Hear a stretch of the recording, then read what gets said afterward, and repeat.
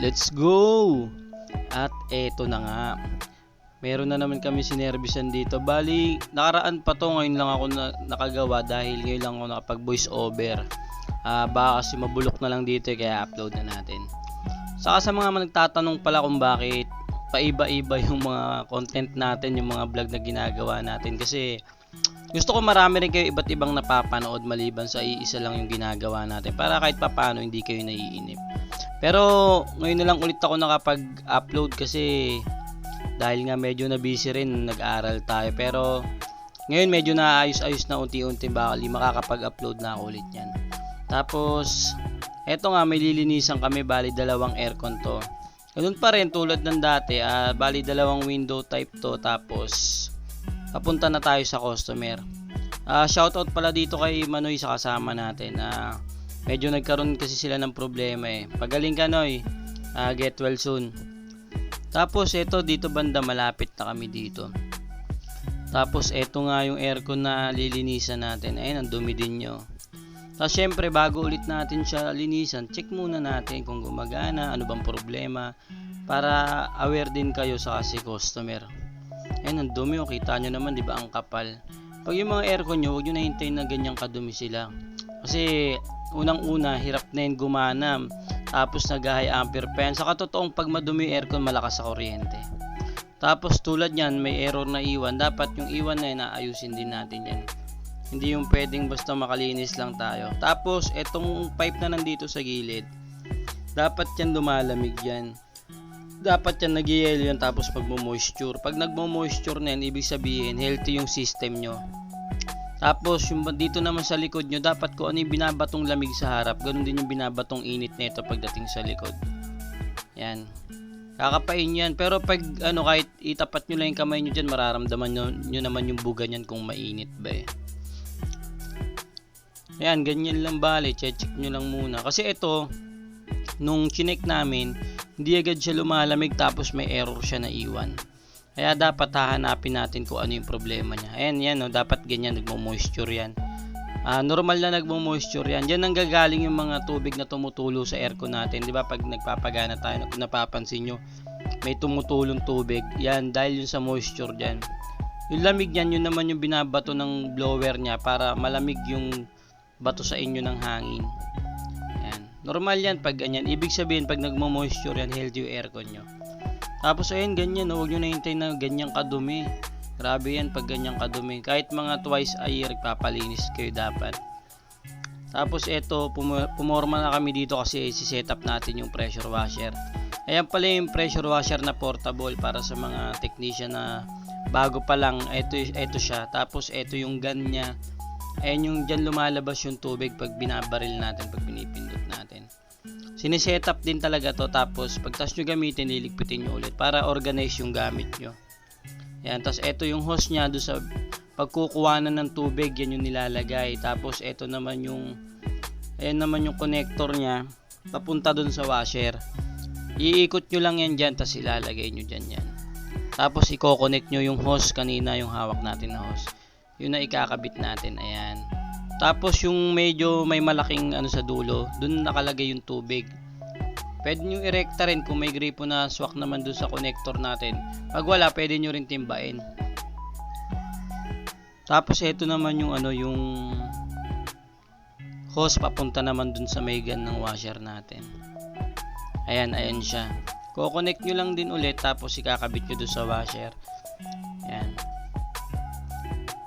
Ayusin lang din natin yung pagkaka-rolyo-rolyo nito para hindi siya natutupi, naiipit. Para hindi sisinok-sinok yung washer nyo pag pinapagana nyo na. Yan, ganun lang kasimple. Tapos syempre, mag-i-start na tayo maglinis. Ayan, papunta na tayo. Sa CR pala tayo naglinis dito. Ayan si Manoy. Shoutout sa'yo, Manoy. Pagaling ka. Yan, bali mag-i-start na tayo. Nakalas na natin dito yung aircon. Habang siniset up ko yung washer, kinalas na ni Manoy yan para mabilisan yung gawa natin. Lagi naman ganun.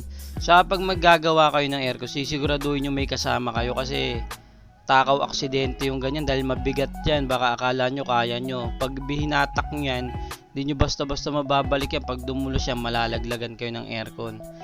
Mabigat yung aircon na yan, nasa 2 horsepower kasi yan eh. Pero kahit yung maliliit din na aircon, siguraduhin yung may kasama kayo. Saka kondisyon din yung katawan nyo, kasi pag hindi kondisyon yung katawan nyo, baka mabigla. Bagsakan pa kayo niyan, ang bigat-bigat niyan. Tapos yan lahat, lilinisan natin yan lahat. Ito yung mga ano niya, housing niya. Lahat yan, pati mga filter niya, lilinisan natin yan. Yan, ganyan. Baka makagawa na rin ako ng mga susunod na video. Pero ano pa rin, parang random pa rin, iba-iba. Kasi baka naboboring na rin kayo sa aircon eh. Siyempre, ito yung lifestyle natin, ito yung work natin. Pero sasamahan ko pa rin ng iba. Yan. Kasi pati ako nag-e-enjoy din ako pag pinapanood ko yung sarili ko. Kaya gusto ko rin iba-iba talaga. Yan, ganyan, linisan nyo lahat. Yung indoor niya, yung pinaka-evaporator niya, saka yung likod niya. Ayun na siya, tignan nyo. Nawala na yung kaninang dumi, yung matitigas. Kapansin nyo kanina, di ba yung tinuturo ko dyan, ang titigas ng dumi na yun. Kasi ano na yun eh, kumapal na ng todo. Itong aircon kasi na to, bali galing to sa stock, tas hindi na nagamit ng may-ari. Naglipat na siya, tapos ayun, gagamitin niya na ulit. Kaya, ngayon lang napalinis, kaya ang titigas na nung nasa cooling pins niya. Yung kaninang matitigas.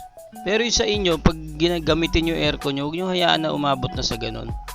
Kasi may time na yung aircon nyo nag-overflow dahil barado na. Imbis papunta sa likod yung drain niya, napupunta na sa harap. Pag mga ganun senaryo kasi sobrang dumi na yun, tapos pwede pang mabasa yung control. Para safety na rin ng aircon nyo. Saka na rin, safety nyo. Tapos, yung pinaglinisan natin, 'di ba? Lagi ko naman sinasabi, linisan natin ng maigi. Huwag nating hayaan na iiwan lang natin ng ganun. Tapos yung tignan niyo, napagtripan pa yung ipis ipis niya malamang galing yan doon sa loob ng aircon eh. Yung ipis na yon. Pero minsan nga may daga pang nakakapasok doon kasi may butas yun napapasukan yung daga. Tapos ayun na siya nung malinis na siya, 'di ba? Gana na natin yan dyan, okay na yan. Pero pagkatas nyo lagi observe nyo. Tapos, eto naman yung isa. Lumipat nga pala kami dito ng pwesto, kaya hindi na namin na video. Bali, ibang bahay na to. Yan din, lininisan din namin siya ng mabilis. Tapos yan, basta pag maglilinis kayo, ayusin nyo lang lagi. Tapos, magsabi kayo pag magsisimula na kayo. Kasi maingay yan yung washer na yan. Sa actual, sobrang ingay niyan. Tapos ito na yung aircon na nalinis natin. Ayan. Maka-clear na siya. Basta ganun, bago kayo magsimula, magsabi kayo mag-i-start na kayo. Huwag nyong hayaan na bigla-bigla rin kayong gagalaw. Mahirap din yung ganun. Mamaya, syempre, i-consider din natin yung mga kasama nila sa bahay. Mamaya may baby, di ba? Tapos maingay, ganun. Pwede tayong makabulahaw, maingay kasi to. Basta bago kayo mag-start, sabihin nyo sa may-ari na medyo maingay yung washer natin. Tapos, understood naman na nila yan kasi nagpapalinis naman din talaga sila. Pero, at least nagsasabi tayo, hindi yung bigla-bigla tayong gumagawa.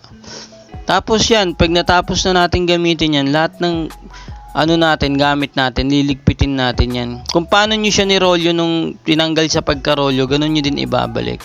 Para naman sa washer nyo, hindi siya, tumagal yung buhay niya. Kasi pag hinahayaan nyo lang nakakonect ng ganyan yan, pwedeng rumupok yan, tas pwedeng masira. Kasi may nakababad pa yung hose dun sa tupin natin na maayos. Tas pag gagamitin, saka nyo lang ayan, i-organize nyo ng pagkaayos. Kasi pag hindi nyo yung tinatanggal, pwedeng mayupi-yupi yung mga hose na yan.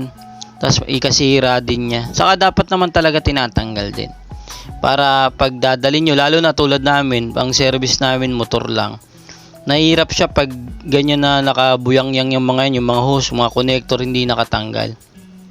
Dapat tinatanggal natin, tas lalagay nyo lang sa isang bag na pwede nating yung mabibit-bit natin siya ng maayos. Ayan, ganyan lang. Kasi pag hindi nyo yan ginanon, unang-una ma-hassle. Tapos motor lang yung service nyo.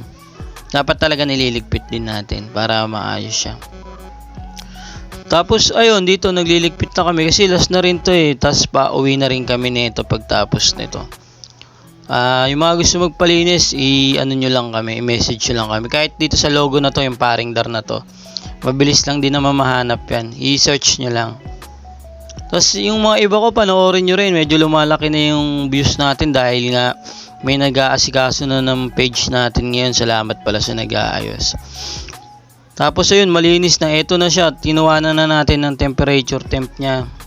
Malamig na rin talaga siya. Tapos ito na yung isa kanina, yung lumipat tayo ng pwesto. Tapos yun lang, gagawa pa ako ng ibang video. Sana supportahan na lang natin. Tapos tatry ko pa rin gumawa ng mga iba't ibang video. Yun lang, thank you.